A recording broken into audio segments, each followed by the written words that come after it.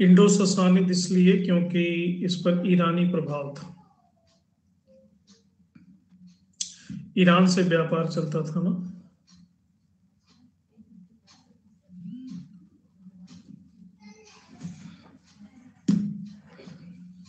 अभी आगे हम बात करेंगे इसके बारे में। ये गधे बने हुए हैं, देखो गधे, गधा बना हुआ है इसमें। गधा देखता है किसी को?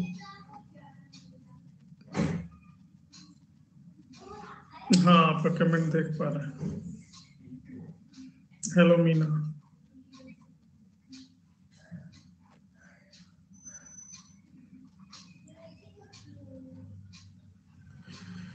ये गधे जैसा प्रतीक है यहाँ पे,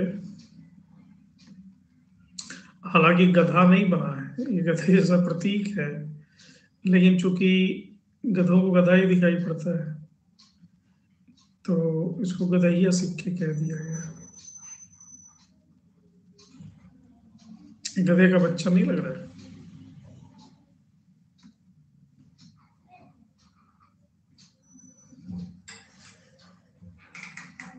इनको पैरों के साथ देखो,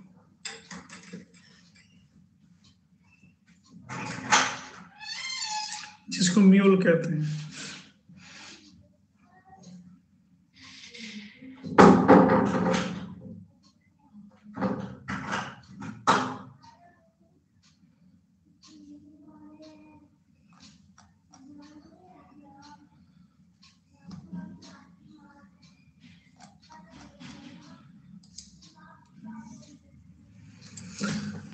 तो चलिए शुरू करते हैं गुजरात के इस राजवंश के संदर्भ में। सोलंकी वंश या चालुक्य वंश।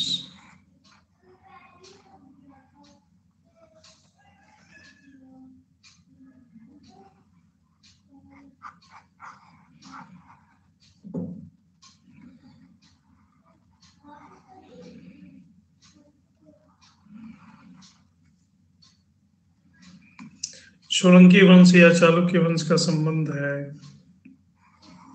गुजरात से।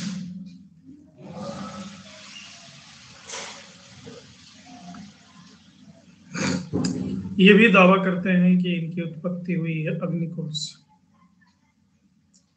जैसे अन्य राजवंश चालुक्य, परमार वो दावा करते हैं।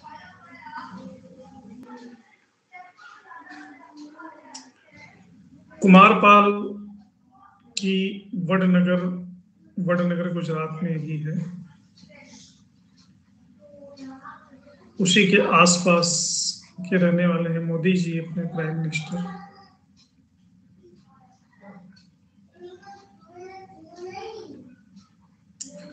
वडनगर प्रशस्त में ये लिखा हुआ है कि इनकी उत्पत्ति हुई है बेसिकली ब्रह्मा जी के कमंडल से। ब्रह्मा जी के कमंडल से। कमंडल को कहते हैं चुलुक,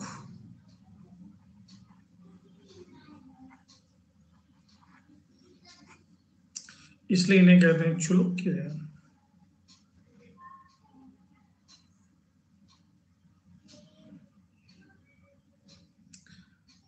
महाराष्ट्र में एक जगह है गोहाई,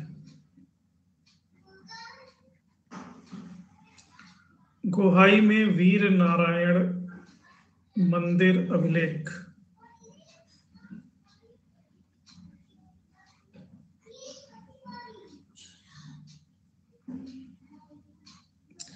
इसके अनुसार ये चंद्रवंशी क्षत्रिय थे।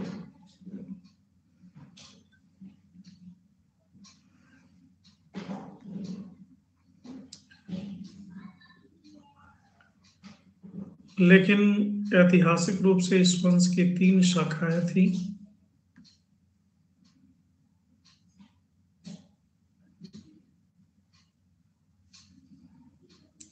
पहली शाखा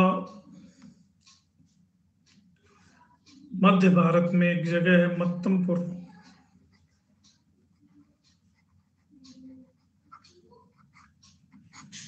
यहां से शासन करते थे और यहाँ के शासक से सिद्धवर्मन।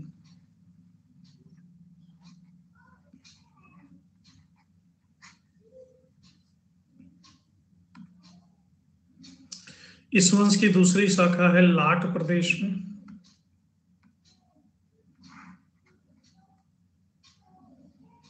और इसके संस्थापक थे वारप।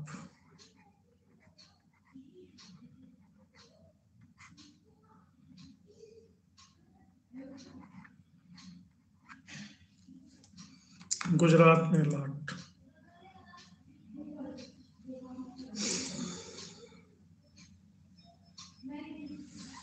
लाट में ही भड़ौच, भड़ौच का नाम तो सुने हो ना।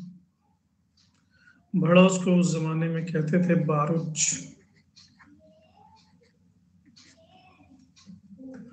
भृग्य कक्ष,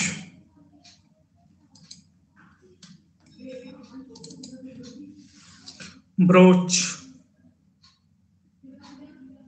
कई नाम हैं।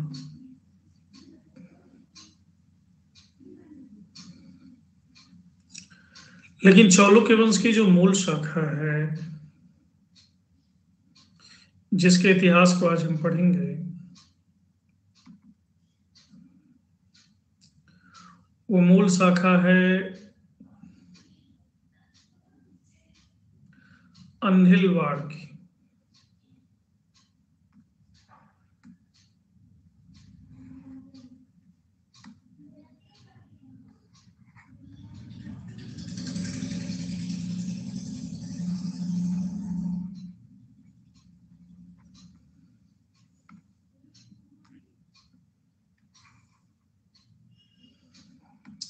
और इसके संस्थापक हुए हैं मूलराज प्रथम।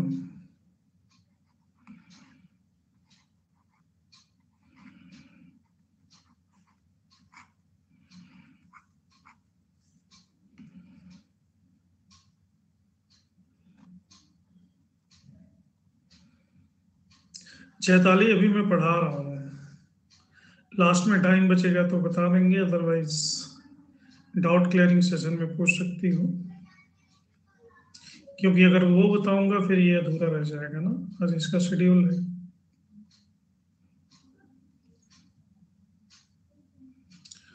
तो ये जो मूलराज प्रथम का नीलवाड़ शाखा है, इसके बारे में जो भी हमको जानकारी मिलती है वो जैन ग्रंथों से मिलती है।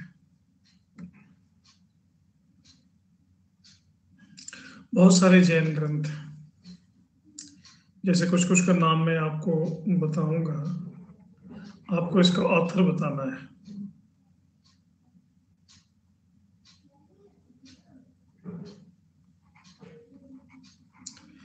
द्रास्य काव्य किसकी रचना है?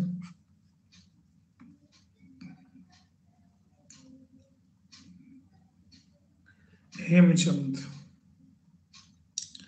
प्रबंध चिंतामणि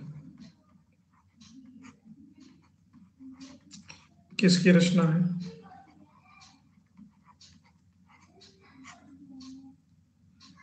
मेरुत्तम। कीर्ति कौमुदी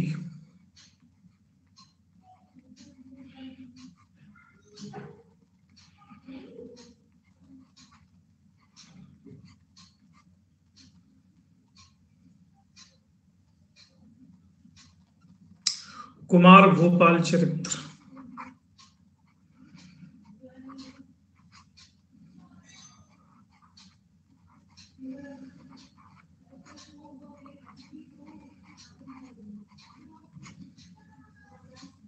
वेरी गुड, जय सिंह सूरी।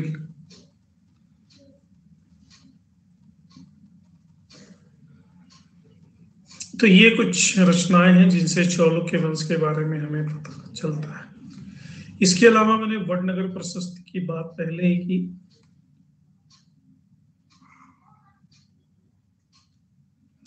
वडनगर प्रशस्ति 970 ईस्वी की है और इसके रचयिता है श्रीपाल।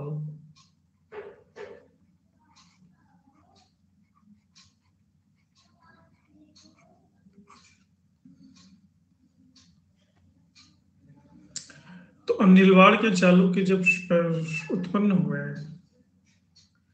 उसके पहले गुजरात पर कन्नौज के गुर्जर प्रतिहारों का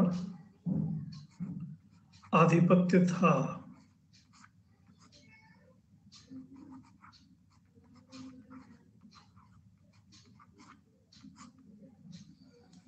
इनको रिप्लेस करके ये चालुक्य वंश का उदय हुआ।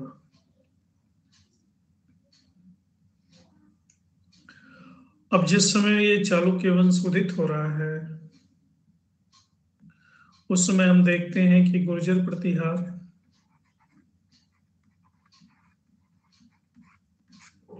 और राष्ट्रकूट ये पतनशील अवस्था में, इन्हीं का लाभ उठाया चालुक्यों ने। पहले ये प्रतिहारों के सामंत थे,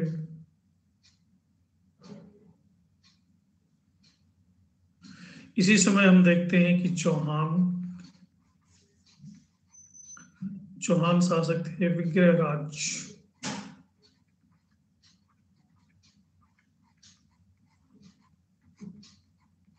विग्रहराज द्वितीय और लाट के चालुक्य मैंने बताया था वारप।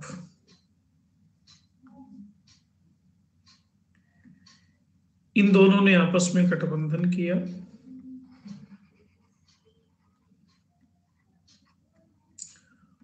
और मिल करके अनिलवाड़ के मूल राज प्रथम पर आक्रमण किया।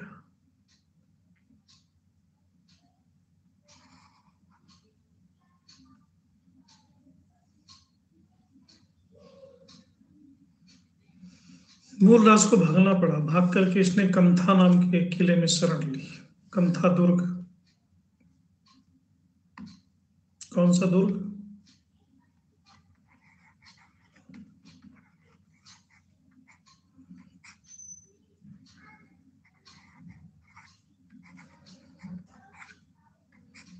कंथा दुर्ग कैसा है? ऐसा है। इसमें मूलराज जाके छुप गया।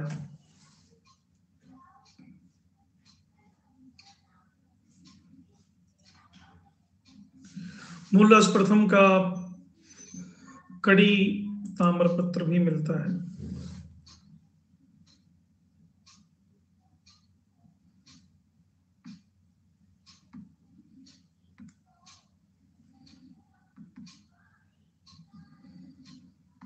यहां पर मूलराज ने दिमाग लगाया।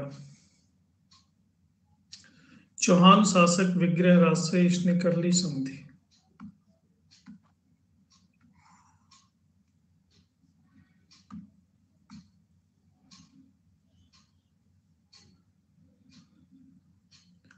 और इन दोनों ने मिलकर के वारप पर उल्टे अटैक कर दिया, जो कि पहले विग्रहराज का दोस्त था।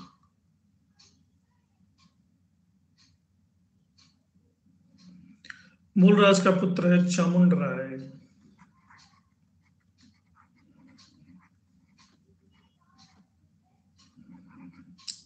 इस चामुंड राय ने वारप की हत्या कर दी।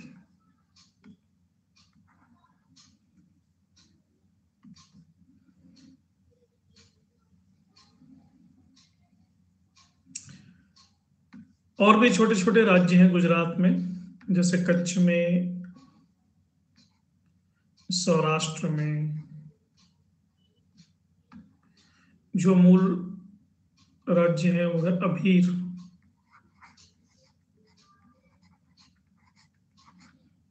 इनको परास्त किया। अभीर शासक है लाखा।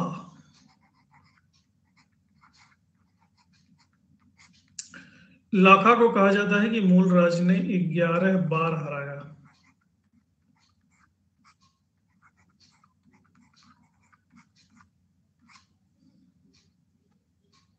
और 12वीं बार में इसको मार डाला, सौराष्ट्र पर अधिकार कर लिया। और इसी सौराष्ट्र में सोमनाथ मंदिर को प्रमुख तीर्थ मूलराज ने ही बनाया।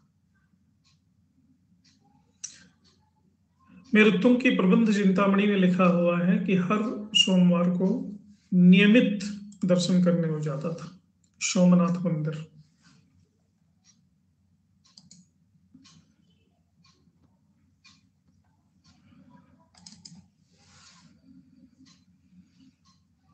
सोमनाथ मंदिर के अवशेष हैं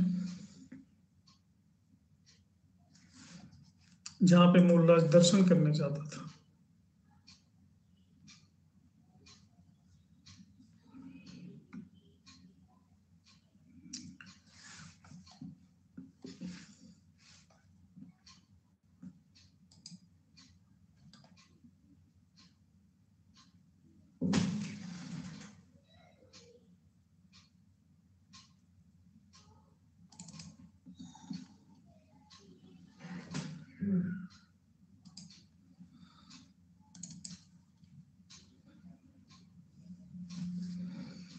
यह शनि था। मंडाली नाम की जगह पे इसने एक और मंदिर बनवाया,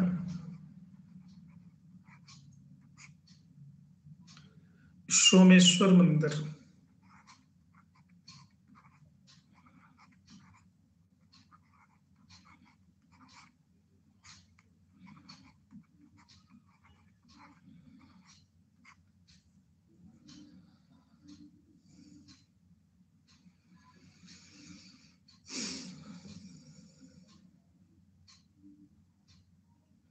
लेकिन इसकी प्रसिद्धि खासकर परमारों को देखी नहीं जा रही थी।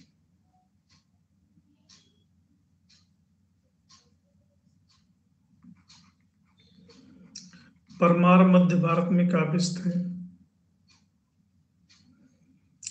और उसमें तत्कालीन परमार शासक था मुंज, वाकपति मुंज। इसने मूलराज पे अटैक कर दिया।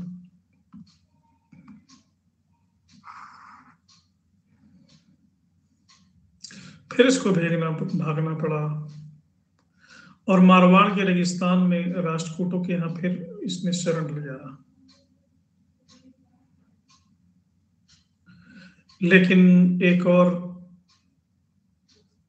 बीजापुर अभिलेख से ज्ञात होता है कि इसने आबू पर्वत के परमार शासक धरणी वाराह को हराया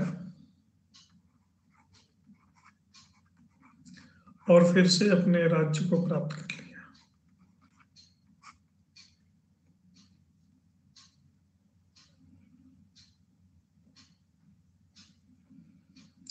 मूलराज के बाद कई शासक आए, जैसे चामुंड राज की मैंने बात की,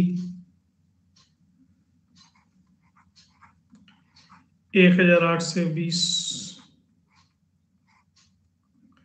फिर आए दुर्लभ राज,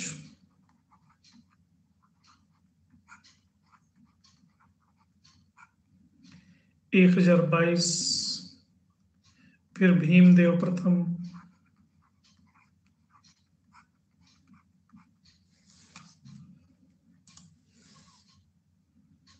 दुर्लभ राज का कोई खास था नहीं, भीमदेव का थोड़ा सा था, क्योंकि ये शक्तिशाली, सर्वाधिक शक्तिशाली शासक माना जाता है चालुक्य वंश का।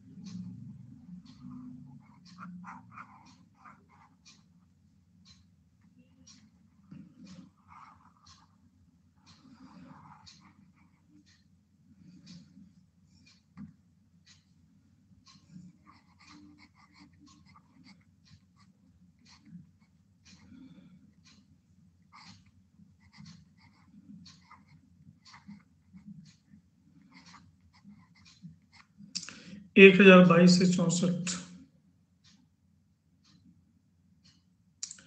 इस समय के राजनीतिक समीकरण को समझना समीचीन होगा। इस समय गोरखपुर और उसके आसपास के इलाकों में कलचुरी वंश का आधिपत्य है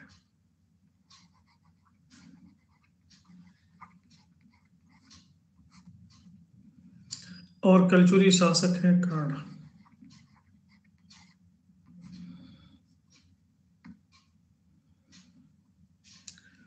इसके प्रमुख कॉम्पिटिटर हैं परमार।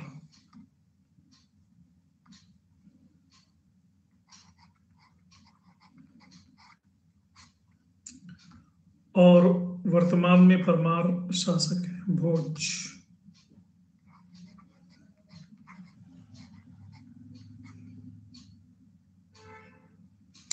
इनकी नगरी धारा बहुत ही विकसित है।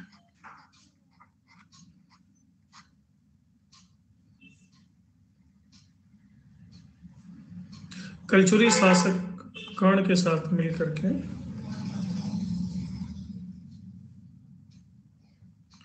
भीम प्रथम ने धारा को खूब लूटा।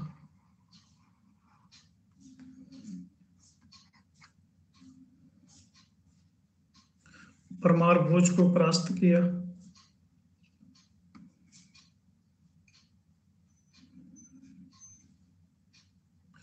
लूट की जितनी संपत्ति मिली उसके बंटवारे को लेकर के झगड़ा हो गया।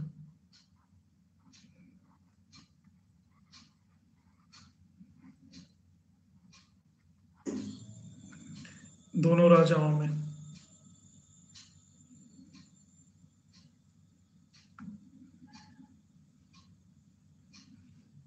इतना धीरे धीरे समझा रहा हूं फिर भी नहीं समझ में आ रहा है।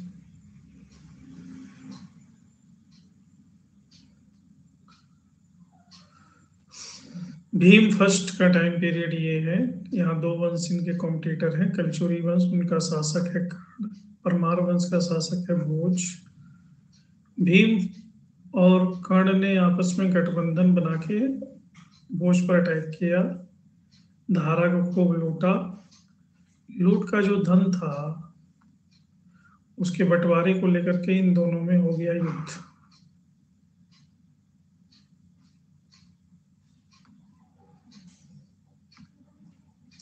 जर जोरू और जमीन विवाद के कारण है 3।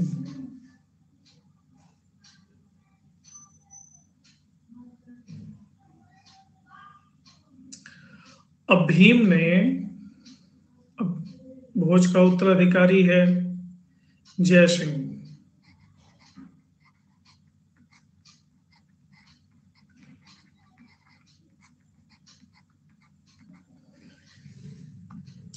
अब ये कहते हैं ना, राजनीति में कोई किसी का सगा नहीं होता। भीम ने जय सिंह के साथ गठबंधन किया नया और कर्ण के खिलाफ अटैक कर दिया।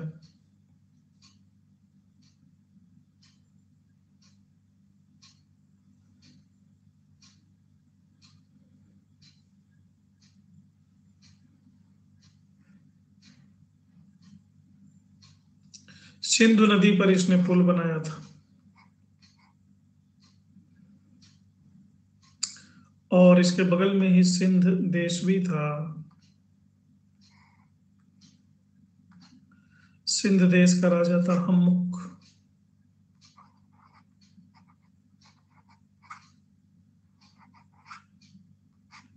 हम्मुक को हरा दिया।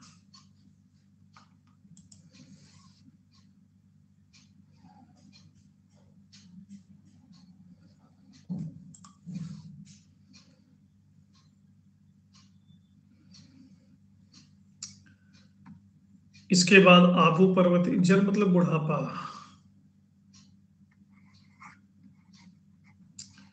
जब जीवन में बुढ़ापा आने लगता है तो व्यक्ति सिक्योरिटी के लिए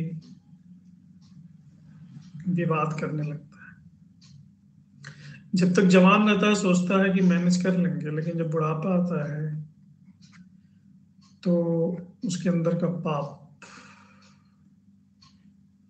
जब क्योंकि शिथिलता आती है तो टुच्चे टुच्चे की बात करता है।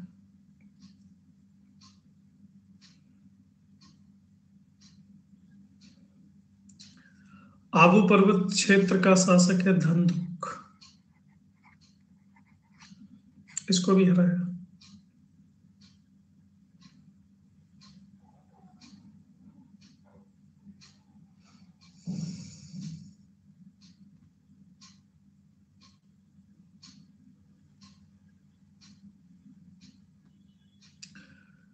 भीम प्रथम के समय की सबसे महत्वपूर्ण घटना थी 1025 में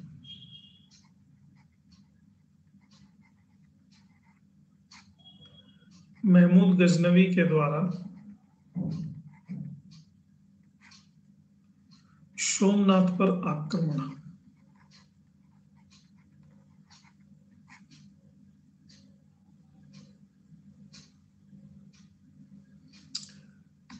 तो जब पहली बार महमूद गजनवी ने अटैक किया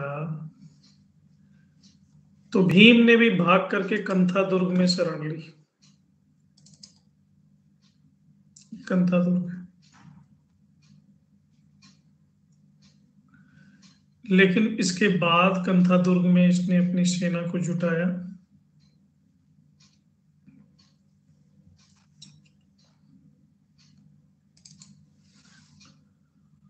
और फरिश्ता लिखता है कि भीम ने 3000 मुसलमानों को मार डाला।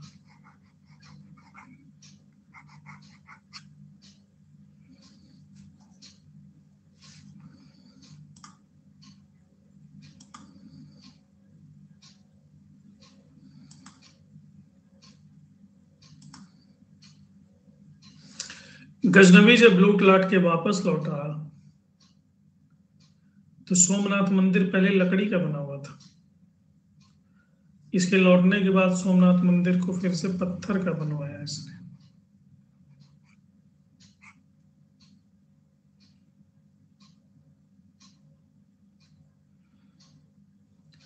पाटन में इसने भीमेश्वर देव मंदिर बनवाया।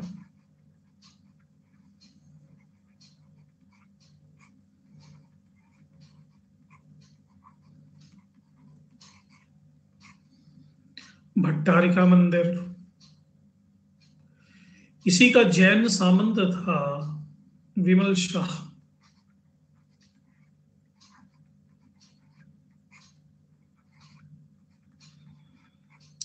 इसने आबू पर्वत पर दिलवाड़ा का आदिनाथ जैन मंदिर बनवाया।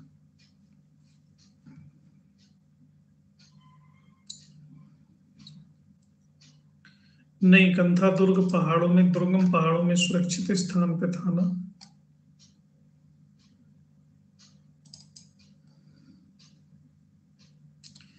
यह है दिलवाड़ा का जैन मंदिर।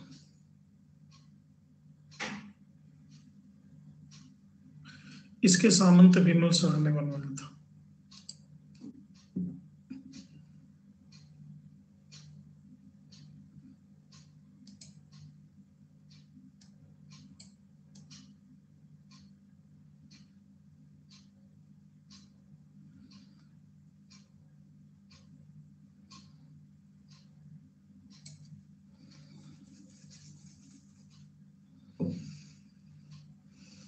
हर एक खंभे में बड़ी बारीक नक्काशी।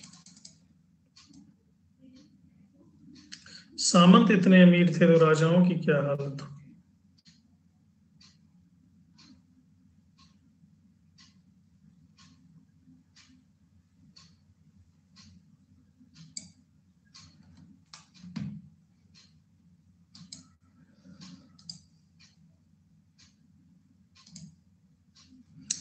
भीमदेव प्रथम की पत्नी उदयामती ने रानी की बावड़ी बनवाई है। इसमें पानी भरा रहता था।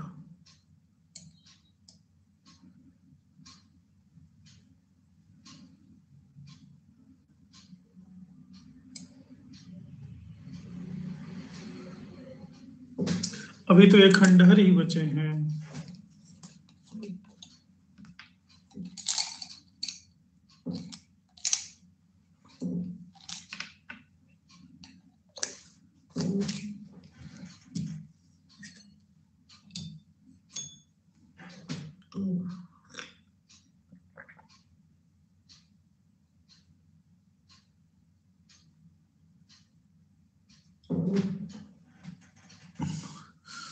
हाँ, माउंट आबू, आबू पर्वत है कि इंग्लिश में माउंट आबू कहते हैं।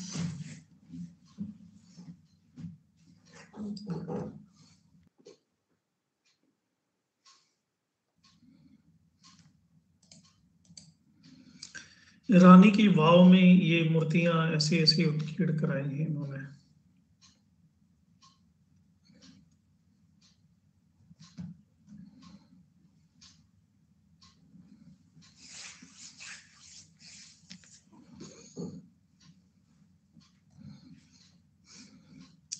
वाव, वावड़ी को वाव कहते हैं। बाव, रानी की बाव।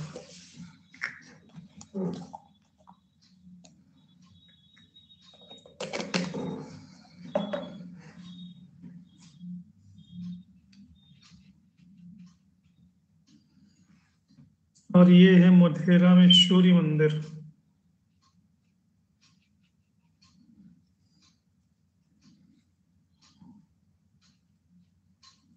बनवाया गया है।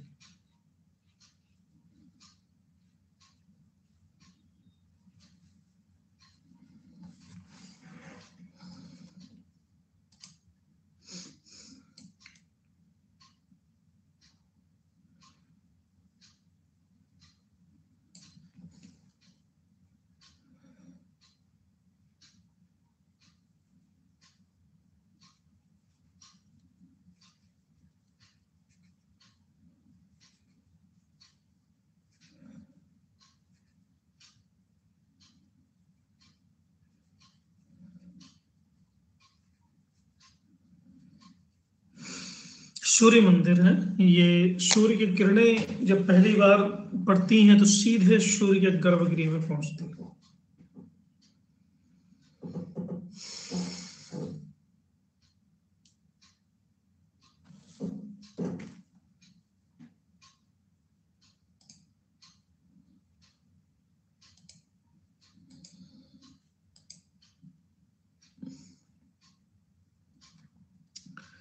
भीम के बाद अगले शासक आते हैं कर्ण।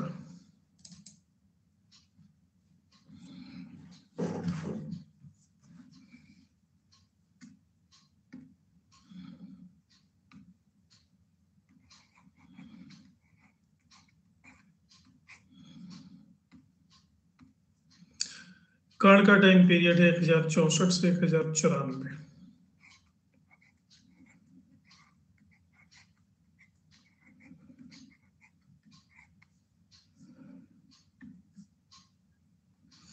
हाँ जी।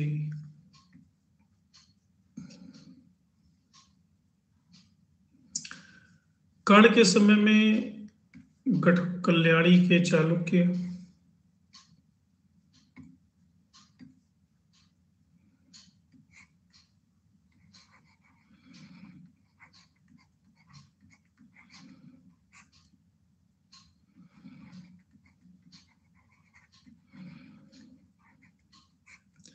सोमेश्वर द्वितीय,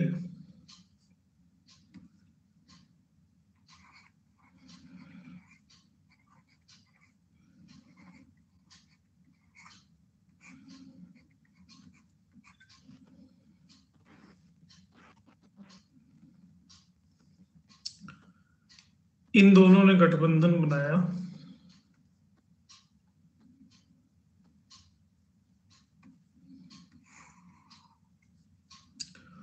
और मालवा पर आक्रमण किया,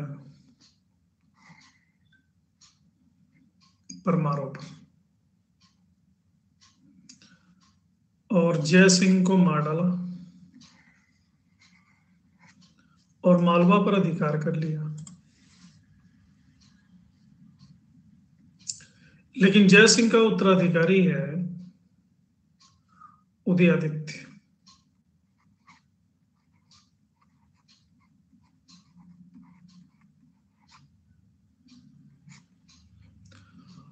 और हम देखते हैं कि शाकंभरी के चौहान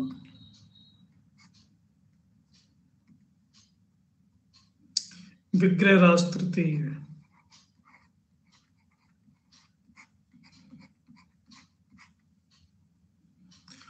उदयादित्य और विग्रहराज तृतीय, इन दोनों ने फिर गठबंधन बनाया।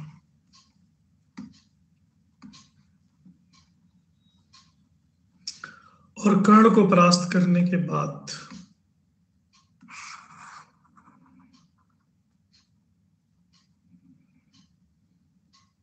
मालवा पर फिर से अधिकार कर लिया। फिर कर्ण ने कहा, छठों परे कौन बार बार लड़ाई करे, निर्माण कार्य किया जाए। तो इसने निर्माण कार्य पे फोकस किया।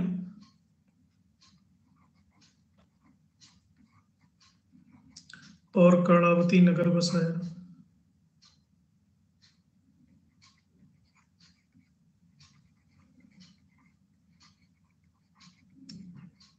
त्रैलोक्य मल्ल की उपाधि धारण की।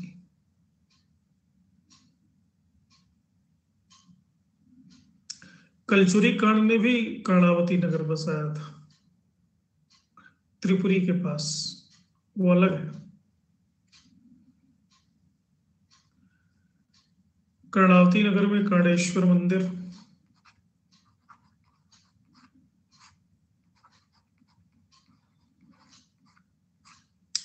कर्ण सागर झील,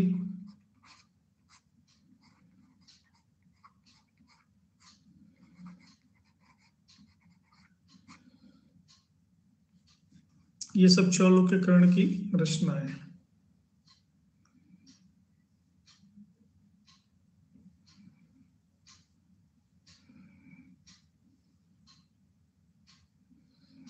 खेद ब्रह्म में इन्होंने एक ब्रह्मा जी टेम्पल बनवाया, ब्रह्मा जी मंदिर।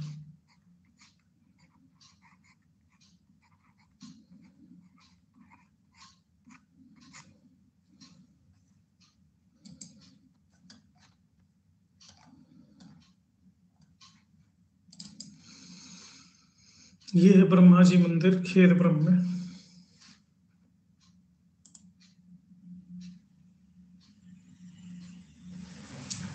अब नीलवाड़ा में एक और मंदिर बनवाया था इन्होंने, कर्णमेरु मंदिर, कर्णमेरु मंदिर।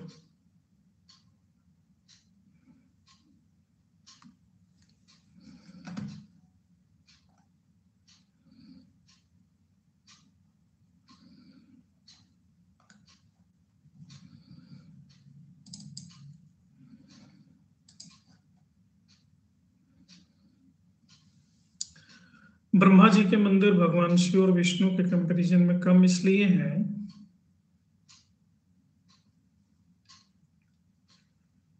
क्योंकि मंदिर